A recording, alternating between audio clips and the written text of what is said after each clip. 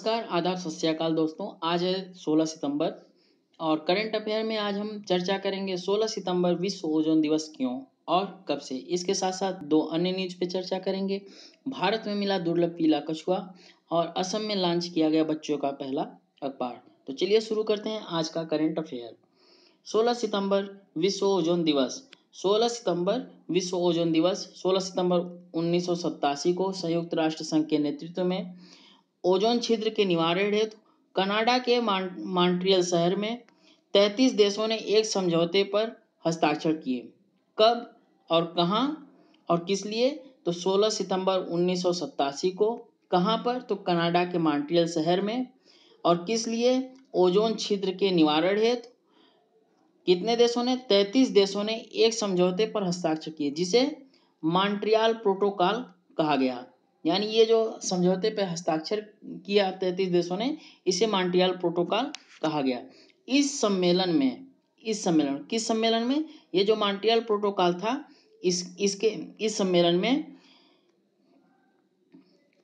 यह तय किया गया कि ओजोन परत का विनाश करने वाले पदार्थ क्लोरोफ्लोरोकार्बन CFC के उत्पादन एवं उपयोग को सीमित किया जाएगा। क्या किया जाएगा? सीमित किया जाएगा। यानी यहाँ से ये चीज निर्धारित हो जा रही है कि जो ओजोन परत है, इसका विनाश कौन कर रहा है? तो इसका विनाश क्लोरोफ्लोरोकार्बन कर रहा है, जिसे CFC भी कहते हैं। इसके उपयोग को सीमित किया जाएगा। यानी कि ओजोन परत के विनाश को रोकने के लिए क्लोरोफ्लोरोकार्बन के उपयोग को सीमित किया जाएगा। क्यों सीमित किया जाएगा और क्यों इसका विनाश रोका जाएगा? तो आइए देखते हैं आगे। ओजोन परत पृथ्वी के वायुमंडल की एक परत है। ओजोन परत पृथ्वी के वायुमंडल की एक परत है जिसमें ओजोन गैस O3 की सघनता अपेक्षाकृत अधिक होती है। यानी ओजोन परत जो है, वहां पे ओजोन गैस अधिक मात्रा में पाई जाती है, अधिक अन्य गैसों की अपेक्षा।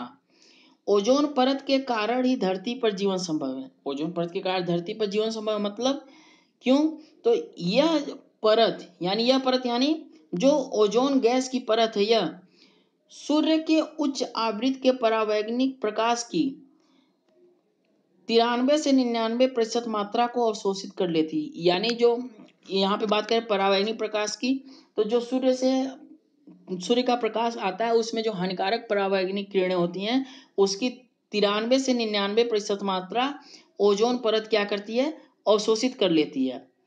और यह समताप मंडल स्ट्रेटोस्फीयर के निचले भाग में पृथ्वी की सतह के ऊपर लगभग 15 से 35 किलोमीटर की दूरी तक स्थित है।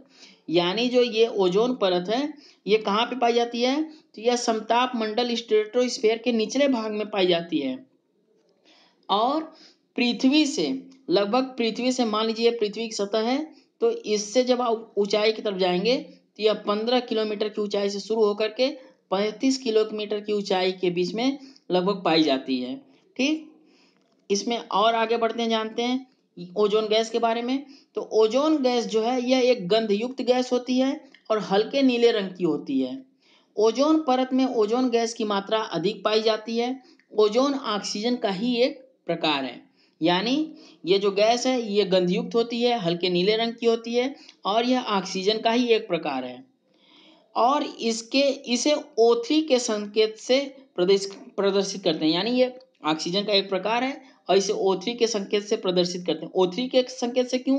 तो ऑक्सीजन के जब 3 परमाणु आपस में जुड़ते हैं, यानी ऑक्सीजन के जब 3 परमाणु आपस में जुड़ते हैं तो ओजोन परत बनाते हैं, यानी ओजोन का एक अणु बनाते हैं। ओजोन की परत की खोज, यानी ये जो ओजोन परत है, इसकी खोज 1913 में। कब? 1913 में फ्रांस के भौतिकविदों, यानी जो फिजिक्स के वैज्ञानिक होते हैं उनको भौतिकविद कहते हैं। कहाँ के? फ्रांस के। 1913 में फ्रांस के भौतिकविदों फेब्री चार्ल्स और हेनरी बुसोन ने की थी। ये जो ओजोन परत है, इसकी खोज 1913 में फ्रांस के भौतिकविदों फेब्री चार्ल्स और हेनरी बुसोन ने की थी। पृथ्वी के वायुमंडल में ओजोन ही वह तत्व है जो सूर्य से आने वाले परावैंगनिक किरणों को अवशोषित करता है। यानी सूर्य के प्रकाश के साथ जो भी हानिकारक परावैंगनिक किरणें आती हैं, उनको ओजोन ही अवशोषित करता है। इसके गुणों का विस्तार से अध्ययन, यानी इसकी खोज जो थी वो तो जो है कि फ्रांस के वैज्ञानिक फैबरी चार्ल्स और हेनरी बुसोन ने 1913 में की थी। लेकिन इसके गुणों का अगर बात करें तो इसके गुणों का विस्तार से अध्ययन ब्रिटेन के मौसम विज्ञानी जीएमबी डॉब्सन ने किया था। कौन किया था? जीएमबी डॉब्सन ने किया था। उन्होंने एक सरल स्पेक्ट्रोफोटोमीटर विकसित किया। यानी ये जो ब्रिटेन के मौसम वैज्ञानिक थे जीएमबी डॉब्सन, इन्होंने एक स्पेक्ट्रोफोटोमीटर विकसित किया था जो स्ट्रेटोस्फेरिक ओजोन को भूतल से माप सकता था। भूतल यानी आपकी ये जो पृथ्वी है, आपकी ये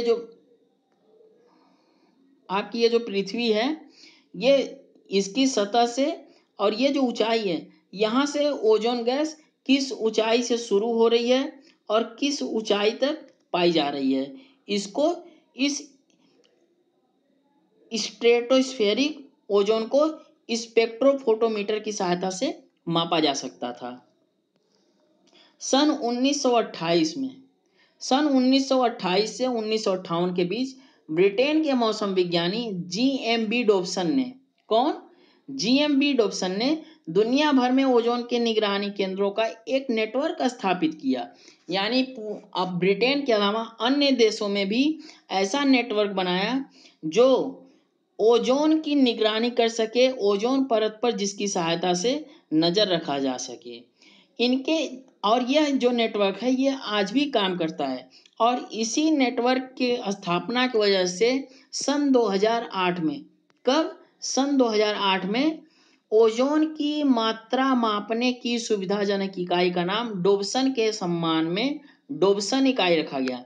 यानी जो ओजोन की मात्रा है और इसके मापने की जो इकाई है, यूनिट जो है, जीएमबी डॉब्सन के सम्मान में इनके डॉब्सन, लास्ट में जो इनका डॉब्सन नाम है, इसी के आधार पर डॉब्सन इकाई रखा गया।